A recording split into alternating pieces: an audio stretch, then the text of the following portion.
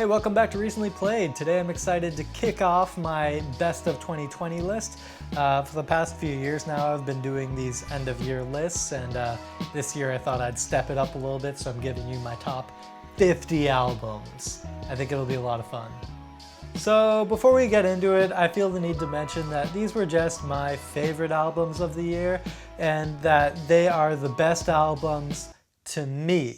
And I want to acknowledge that there's probably plenty of great albums that came out this year that I have yet to discover, but I just wanted to share with you what I enjoyed the most and why, and hopefully you'll get a kick out of it. And with that said, let's get into it. Alrighty, at number 50 we have 16 Oceans by Fortet. So Fortet's music has been a constant in my life for pretty much all of my adulthood and a good chunk of my teenage years as well. Listening to Fortet is kind of like a no-brainer for me. I can pick anything from his discography and enjoy it during a multitude of different activities. I can always rely on his electronic music to get me focused and productive, or just be something calming and beautiful to appreciate.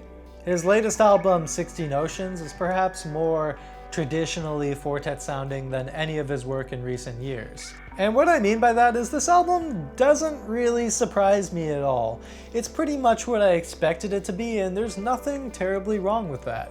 Of course, some of my favorite Fortet moments are the ones where I'm caught off guard with something unexpected, but even when he plays it safe by sticking close to the book that he wrote, he's able to dish out some very pleasing and enjoyable music.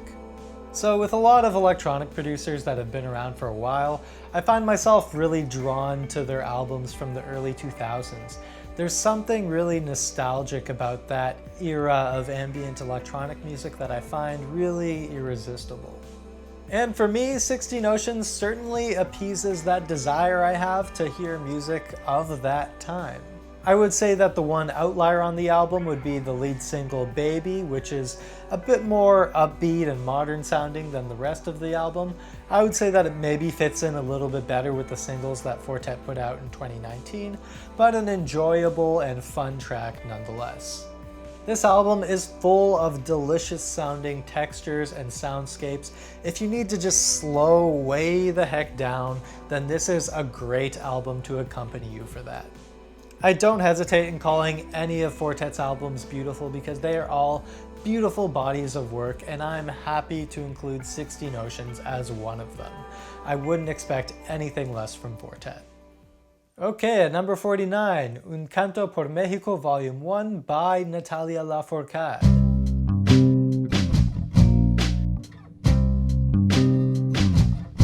So if you know anything about Mexican culture, then you should know that music plays an integral part in the everyday life of millions of people. However, most people in other parts of the world have a very shallow knowledge of Mexican folk music, and that is a grand shame because there is so much more to it than what is portrayed by our media.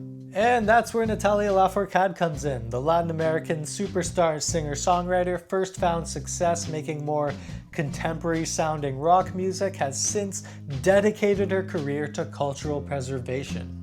With her ambitious two-part Musas project in 2017, Lafourcade set out on a mission to bring the traditional songs of her people to both the younger Mexican generation and the rest of the world. Getting into any kind of dense cultural music can be quite a daunting task, especially if you don't speak the language and have no idea where to start. And I think Natalia does a great job of giving her audience an entry point. They can listen to her versions of these classic traditional songs, and then they can go back and find the original versions, and maybe without even realizing it, the listeners are now learning so much more about the culture and its music.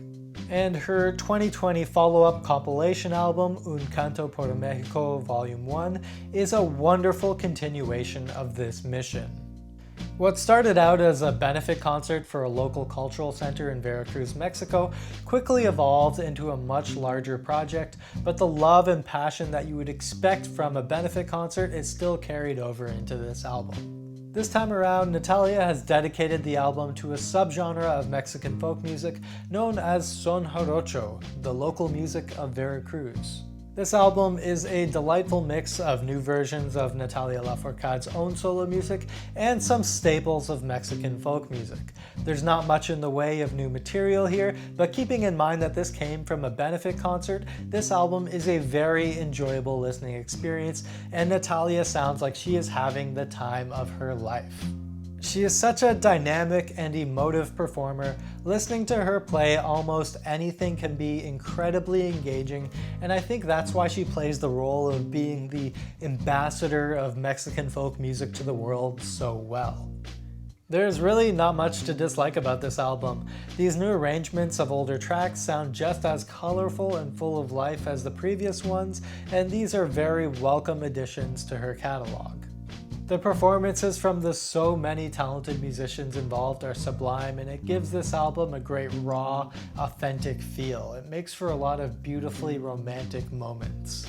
I think this album is very welcoming for all fans of Natalia Lafourcade, new and old. It certainly doesn't feel like a B-sides or bonus album that only hardcore fans can appreciate. I think it's super accessible and easy to fall in love with, and there's a good chance that there isn't a lot of Mexican folk music in your life, so I recommend that you give this one a chance and let Natalia Lafourcade fill that void for you. Okay, at number 48 we got Lianne La Havas by Lianne La Havas.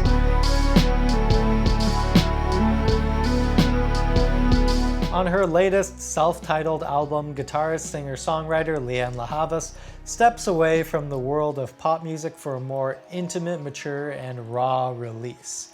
Lianne La Havas is an excellent musician, and hearing her playing in this sphere is a nice change of pace.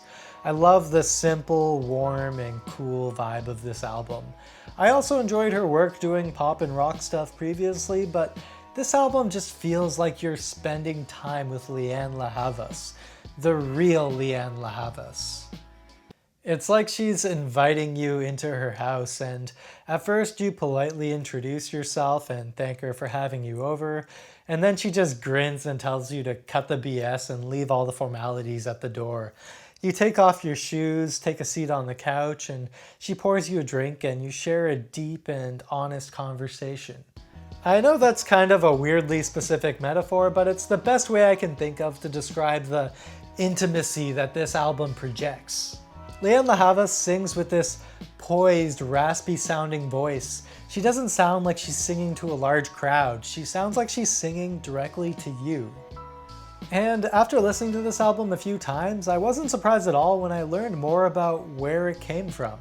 She had just come out of a troubled but serious relationship and was processing the loss of some people who meant a lot to her.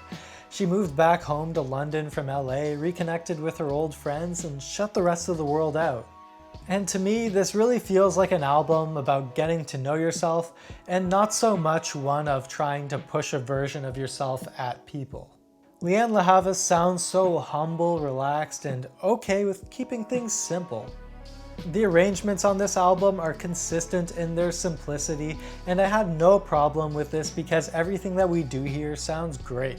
Her band gives some very charismatic performances, and sometimes I think it really works when an album sounds like it was created by a small, close group of people, especially when they're dealing with such introspective subject matter. Now, I think that the cover of Radiohead's Weird Fishes was a bit of an odd inclusion on the album. I hate to be a party pooper, but I personally would have preferred it if she kept it as a single separate from the album. I think it was just kind of a weird choice. I mean, sure, the track is an old favorite of mine, it's a cool cover and an interesting rearrangement, but weird choice. But yeah, overall, exquisite, personal, and solid album, and a welcome stylistic change for Lianne La Havas. Okay, number 47, American Head by The Flaming Lips.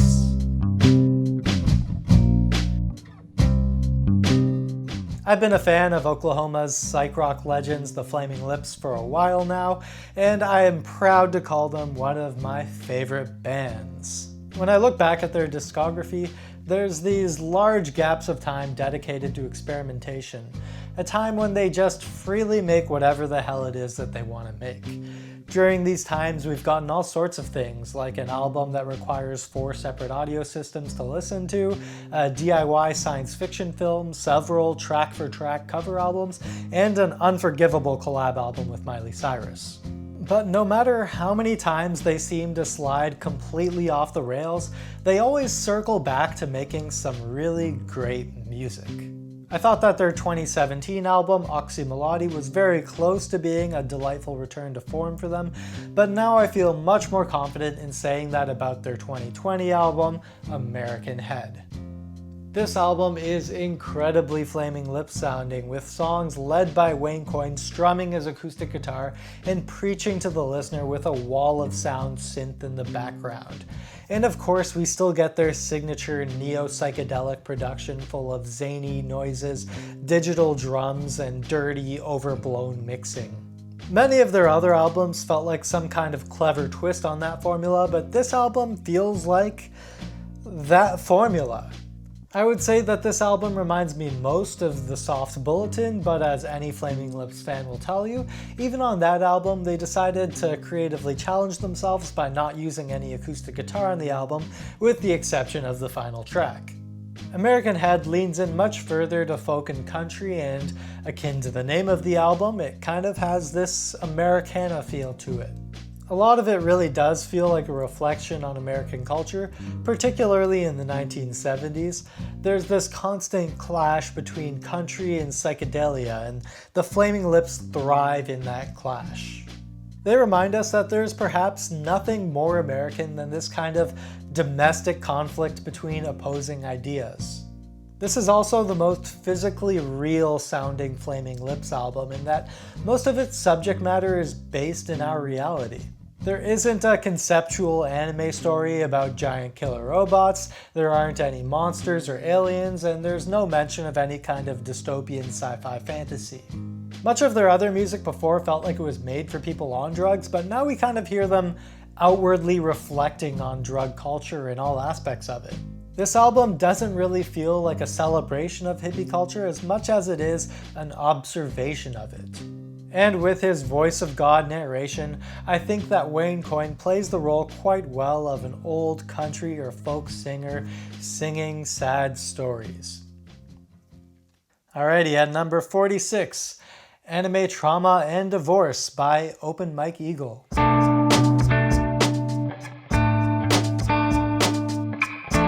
This is the latest release from veteran underground rapper Open Mike Eagle, and the first full-length album since his critically acclaimed and widely popular 2017 album, Brick Body Kids Still Daydream. I really enjoyed that last one like many others, and I think it did a great job of showcasing Open Mike Eagle's unique approach to hip-hop. The connotation that comes with being a rapper in the traditional sense seems less appropriate for his more experimental style that leans in closer to beat poetry. So I'm sure I'm not alone in thinking that Anime, Trauma, and Divorce is a hilarious and odd name for an album, but after listening to it, I was surprised by how fitting of a title it actually is. It's way more on the nose than one would expect. Almost all of the subject matter on this album literally does revolve around anime, trauma, or divorce. I don't mean this in a bad way, but this album is painful to listen to. It's such an honest and haunting reflection of being in a low place and desperately trying to better yourself. If you couldn't deduct it from the title alone, Open Mike Eagle had recently separated from his partner, and he really digs deep into the trauma caused by that separation. This album really is quite beautiful in how transparent it is. He's willing to make a self-portrait of himself during what is perhaps one of the most difficult experiences of his life and put it on display for literally the whole world to see. Not to mention that this is at a point in his career where he's more popular than he's ever been before. And coming from an artist that has been at it for so long, an artist that really fought hard to get to a point to where he could create an album like Brick Body Kids, releasing an album like Anime, Trauma, and Divorce takes courage. I think that he tackles this kind of intense subject matter with a nice sense of humor. It's often a bit self-deprecating, but it's never cringy. In fact, I think his kind of way of laughing his way through his pain somehow makes this album less awkward and easier to relate to. I thought that the track WTF is Self-Care was particularly hilarious, where he expresses his own experience with desperately trying to better himself. When you're in such a vulnerable state, you're willing to try anything to get out of it, and he's both making fun of his attempts and celebrating them. He's saying he knows it's kind of weird that he's drinking veggie smoothies and trying out new age healing techniques, but also he tried journaling his feelings and discovered some pain deep down within himself. And yeah, he recognizes it's kind of strange that he cried intensely as a result of this, but this is what's keeping him level-headed these days. He displays anime, cartoons, and comic books as both a way to escape his pain and a way to understand it a little better. In many ways, he sees himself as that cartoon character at their lowest point. Shinji from Evangelion when he is overcome with fear, anxiety, and self-doubt, or the depressed and apathetic version of Peter Parker from Into the Spider-Verse. Yes, this album is quite sad, and I know I said that it's quite painful to listen to, but also I found it to be equally enjoyable. There's some really cool production going on, and open mic is a lot of fun to listen to. He's expressing some raw and honest emotions, and he finds some very entertaining ways to do it. And then the last track of the album, 1520 Feet Ocean Na, is the shining beacon of hope in this album, and also just the most wholesome thing ever. It's a live recording of Open Mike Eagle and his son performing a comedy rap that they wrote together. It's the one point in this album where he sounds just happy, and I think that with it, he's trying to tell us that this is what makes going through this tough time worthwhile. This is why he's confronting his pain and dealing with it now, instead of hiding from it and living with the consequences.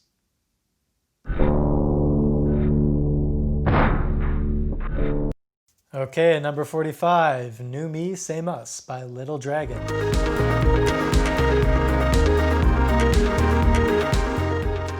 Swedish electronic band Little Dragon have always been quite a peculiar group. At first glance, it's easy to group them in with many other indie dance rock or electronic bands, but when you take a closer listen to their music, they become a lot harder to pin down. Most groups of that genre usually have one or two radio-friendly mainstream hits, but Little Dragon seem to have tiptoed around this in favor of a cult fanbase and some critically praised full-length albums. To me, their latest album, New Me, Same Us, seemed like it would be their jab at a modern disco pop throwback album, a sound that has certainly become trendy lately. The first track, Hold On, definitely leads you on a little bit into believing that, but once this album gets moving, we hear that Little Dragon favors subtlety in place of making hits. Overall, for a dancey electronic pop album, it's pretty dense and subdued. There isn't really another track on this album that I can compare to Hold On. That's about the brightest and most danceable that it gets. I found myself drawing a lot of comparisons to Caribou's album Swim, which similarly starts off on a big dance track and then kind of goes off into an album of deep tracks. And I think when you remove the expectation of this being a dance pop album and listen to it for what it is, it becomes a very rewarding listen.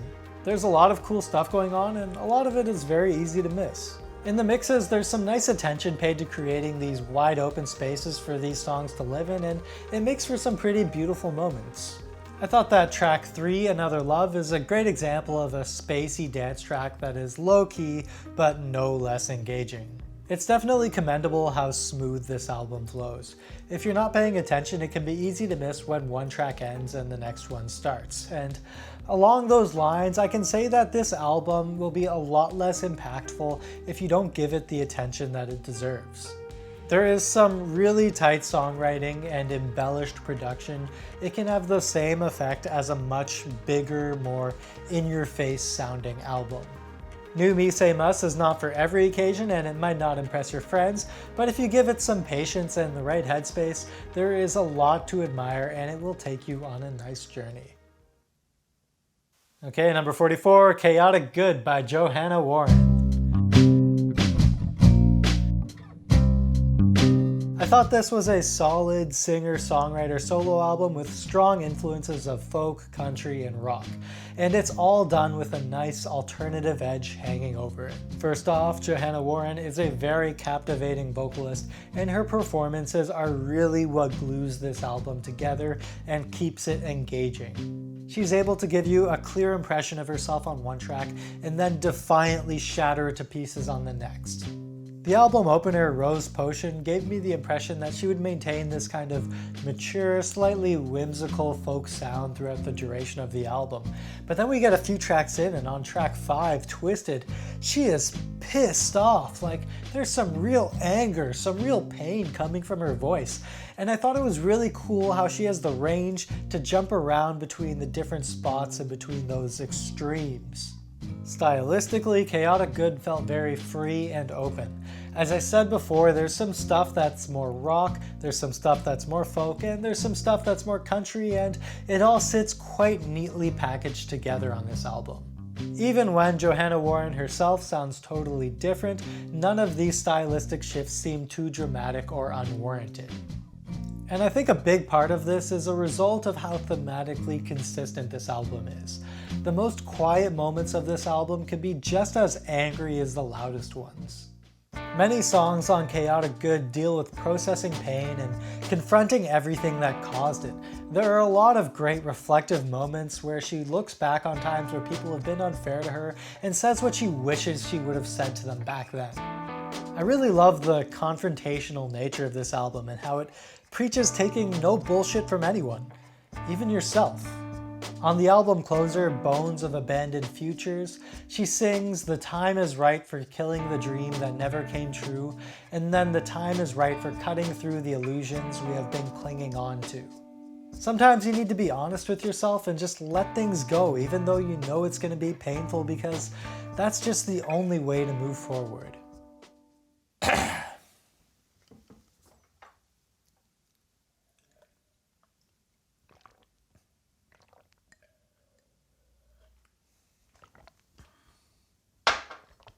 And at number 43, Positions by Ariana Grande. So it's pretty easy to argue that 2018 and 2019 were defining years for Ariana Grande's career. For 2 years in a row, she transformed tragedy into success with her albums Sweetener and Thank You Next. The title track of the latter being perhaps one of the most beautifully honest top 40 tracks you'll ever hear. This whole period from before the release of Sweetener until after the release of Thank You Next was a time of extremes for Ariana. I think she put it best in 2018 when she said that it was both the best and the worst year of her life. If you didn't take her seriously as one of the world's strongest pop stars after these two wonderful albums released almost back to back, I don't know what more she could do to gain your redemption. But 2020 found everything coming to a full stop. There was no ambitious world tour for Ariana like the year before. Even if it happened for reasons beyond her control, the superstar was finally given a chance to catch her breath. And I think that this slower pace is quite well reflected in her latest album, Positions. Whenever an artist that we thought we knew starts to unexpectedly make really great music, there's always this kind of honeymoon period where everything they do is exciting and worth our attention. But then they eventually get to a point where the excitement wears off and we begin to judge them by the same standards as any of our other favorite artists, and them producing good music is just expected of them.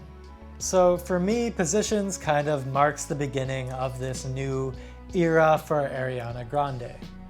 From a first impression, this is definitely a much more mature, more muted, and grown-up release. As she gets older, she is slowly but surely drifting away from pop star to R&B vocalist, and for her first real jab at it, Positions is a solid album.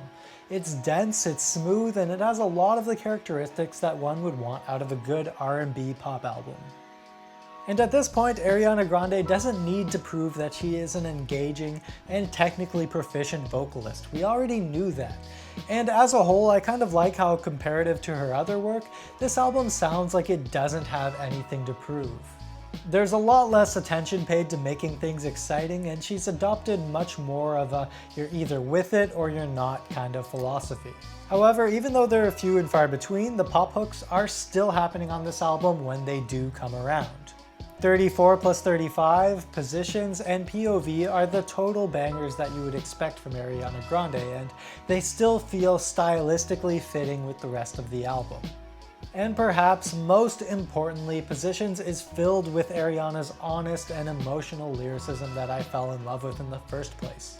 Is this the first step toward the world of adult contemporary pop for Ariana Grande? Only time will tell, but for now it sounds like she is having a good time writing raunchy, explicit lyrics. Okay, at number 42, Unlocked by Denny Beats. Unlocked by Kenny Beats and Denzel Curry.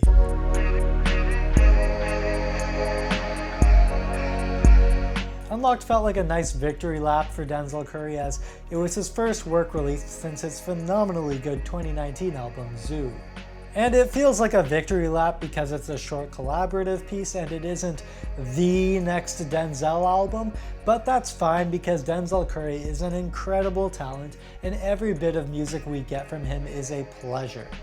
And for what it is, Unlocked is a very fun, highly stylized mini album. Denzel teams up with super producer Kenny Beats, and the chemistry between these two is great. They both have the same appreciation and affection for dark, grimy, and chaotic sounds with this kind of obsessive, nerdy flair to it. Any hip-hop fan would almost instantly draw associations with Kenny Beats' production to MF Doom, and that is not a bad comparison at all. I think that Kenny Beats and Denzel Curry pull off this style very well. Denzel has always been very open about his own obsessions with anime, comics, and the like, and this album is chock full of deep references to nerd culture to make for a fun listening experience. I thought that this album really lived up to the collaborative nature of its name and that Kenny Beats has given equal attention to Curry. We get lots of entirely instrumental moments that flow together quite nicely. Unlocked is short, sweet, and to the point. There's really not much to complain about, and like I said before, any bit of Denzel that we get is bound to be great. And I like that he took the time to really explore another style in its entirety. I'm quite interested to seeing if or how this will influence his next solo release. Alright, last one for today at number 41, Matousic by Anna Takeuchi.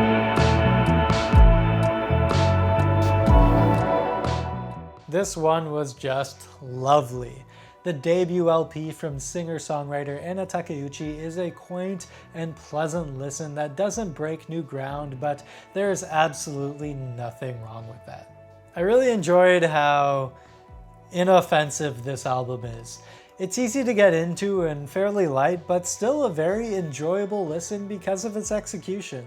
The production of Matousic is a smooth blend of old and new, and there's a nice kind of jammy element to every song in this album. There's a subtle nod to city pop and classic Japanese pop music while still maintaining the sound of a modern pop album. It's quite tight sounding with great performances from her studio musicians as well as some very sleek production and mixing. I love hearing Anna's acoustic guitar playing in the background of almost every song. Even if there's a lot of other sounds going on that kind of drown it out, it kind of adds a little signature flair to her music. I did also appreciate every time she went for a guitar solo. I thought they were great. Some of the choruses are really popping and catching. In particular, I thought that the chorus of the track I Me Myself really takes off. The lead single, Ride on Weekend, is also a very strong track as well. It kind of has a more jazzy adult contemporary feel compared to the rest of the album. And it's kind of cool to see younger Japanese musicians embracing the global popularity of the city pop genre. Just a note in case you're wondering, Anna Takeuchi has no relation to Maria Takeuchi, although that would be cool. Anna's vocals are consistently very sweet and charming throughout the album, and she does create some memorable moments out of these simple tracks. This was a fun, lighthearted, and enjoyable album that glides by quite nicely. Alright, that's it for now. Thanks for watching. Hope you enjoyed it. Don't forget to like and subscribe, and I'll see you back here for part 2.